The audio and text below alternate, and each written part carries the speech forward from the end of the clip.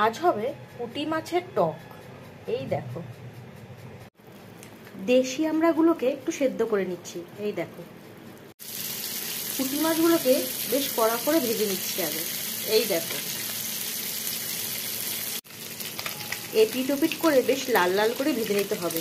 যা গরম পড়েছে, মনে হয় যেন টক হলে একটু বেশি ভালো লাগে খাবার। মাছগুলো কড়া করে ভাজা হয়ে গেছে, এবারে মাছগুলো তুলে রাখছি। দেখো, সব মাছ ভাজা হয়ে গেছে। এবার মাছ ভাজার তেলে দিয়ে দিচ্ছি সর্ষে ফোড়ন। সেদ্ধ আমড়াটাকে দেখো ভালো মতন হাত দিয়ে চটকে নিয়েছি। এই দেখো, এবার এটা এর মধ্যে দিয়ে দেবো।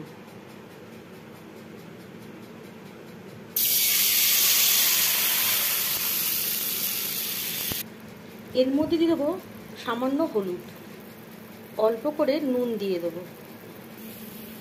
ঝোলটা ভালো করে ফুটে গেছে, এবার আমি দিয়ে দেবো কিছুটা চিনি। টকের ঝোলটা পুরো তৈরি। এবার আমি দিয়ে দেবো ভেজে রাখা মাছগুলোকে, দিয়ে কিছুক্ষণ রাখবো। পুঁটি মাছের টকটা পুরো তৈরি। তোমরা কিন্তু একবার তৈরি করে খেও, খুব টেস্টি লাগে। আম দিয়ে করো, বেশি ভালো লাগে। আজকে বাজারে আমি আম পাইনি, এই জন্য আমি আমড়া দিয়ে করেছি। তো চলো, আসছি পরের ভিডিওতে। এখন টাটা।